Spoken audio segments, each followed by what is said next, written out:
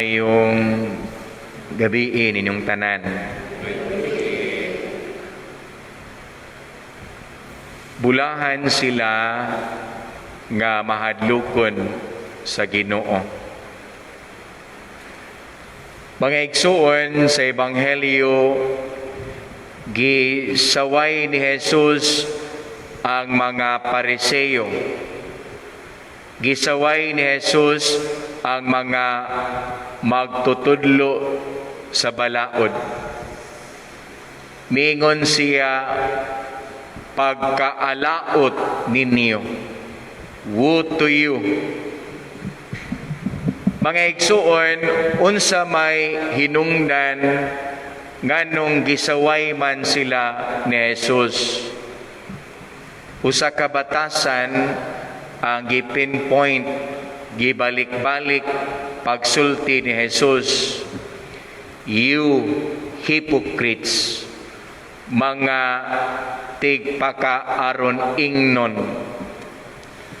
Mga igsuon, unsa may pagpakaron ni ingnon. Gihulagway kini ni Jesus diha sama sa usa ka pantiyon, usa ka lubnganan. Pinintalan og puti, limpyo kaayo, apan sulod sa maong gipintalan mao ang mga bukog ug ang mga hugawng butang. Mga igsuon, gingon pa, mamahimo nga atong limpyuhan ang atong lawas. Mamahimong limpyuhan nato ang atong kaugalingon. Nindot tingali tatanawon sa gawas, apan ang Ginoo ang iyag yung tanawon, dili kun unsa ang naa sa gawas, apan kun unsa ang anaa sa kasing-kasing sa tao. Mamahimo siguro natong bakakan ang ubang mga tao, apan nungka nga kita makapamakak sa Ginoo. Giklaro ni Jesus mga igsuon nga iyag yung gisaway ang kinaiya o ang practice, batasan sa pagpakaron ingnon. Magtuo ka nga siya buutan, apan dili diay. Magtuo ka nga siya matinahuron o matinabangon, apan dili diay. Magtuo ka nga siya usa ka ideal person, kay lagi maayo lang siya sa atubangan, apan kun siya rang usa ug way tawo nga magtan-aw kaniya, diha pa mailhan ug makita ang iyang tinuod nga pagkasiya. Mga igsuon, ang mga tao baya nga nagpakaron ingnon, di gyud na siya mulahutay. Di gyud na siya mulungtad ug dugay. Kay lagi bisan unsaon pa ni mugtabon, kun mauna gyud na ang iyang kinaiya, bisan unsaon niya pagpakaron ingnon sa kaulahian ug sa Dios, makita gyud niya ang tanan. Mao na nga dili lang kay mga Pariseo ra ug mga teachers of the law ang naa niining batasana. Usahay naasa ko niining maong kinaiyaha. Tingali kamusad.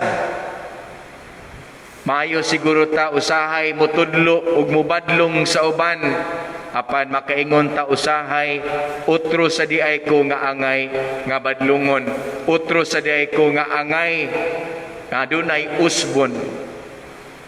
To tell you honestly, kini bitawng magbuhat ta og wali, kana bitawng on the day or during the time nga magwali nako. Usahay ba mga igsoon, to tell you honestly, maigo sa ko sa kaugalingon akong mga pulong. Maybe of some, this is also this is their experience. nga usa ka paningkamot og struggle natong tanan nga duna untay consistency ang atong buhat diha sa mga pulong nga mogawas sa atong baba. Hinungdan nga ang Salmo responsoryo nagkanayon gid na bulahan ang tao nga mahadlokon sa Ginoo. Kung sa ato pa ng pinulungan mga igsuon, muingon ra ba dayon ta, unta oy makonsensya ka? Daghan namang mga tao ra mga igsuon nga wagi konsensya ba? Di na bitaw maguna-huna sayop ba ni, sa ba ni, sa iyang kalipay, dunay taong nasakitan, doon na say taong gikawatan, doon na say taong naligsan, doon na say taong gilimbungan, sa iyang kaharuhay o sa iyahang kaadunahan, doon ay mga tao nga naglisod at the expense sa iyahang kalipay. Mga igsuon, kitang tanan, gidapit sa pagka matinud-anon. Mubalik ta sa basic catechism or basic learning bisan diha sa elementary. Makadungog gyud ko kani adto balik-balikon sa mong maestra nga magkanayon siya, honesty is always the best policy. Honesty is the best policy. Ang tao nga dili kasaligan sa gagmayng butang, di gyud na kasaligan sa dagko. Ang taong limbungan sa gagmayng butang, sayon niya ang pagpanglimbong sa dagkong katungdanan. Mo na mga igsuon, balik ta sa sinugdan, balik ta sa unsay gitudlo nato kaniadto nga angay natong puy-an, mao gyud ang batasan o kinaiya sa pagkamatinud-anon. Kung kinsa ka sa atubangan, mao sad unta ka inig talikod. Kung kinsa ka sa gawas, mao sad unta kakalimpyo sa sulod. Kung makamautan mo atiman sa atong dagway, sa atong postura, sa atong lawasnon, nga panginahanglan, makamausad unta tang muatiman kung unsay naasod sa atong galamhan, unsay naasod sa atong kasing-kasing. Kay basin baya, sama ta sa usa ka pantiyon nga gihulagway ni Jesus sa Ebanghelyo. Nga nindot tan-awon sa gawas, apan sa sud niya, puno kini sa hugaw mga butang, o gibutangan kini gipuy-an sa daghang mga bukog.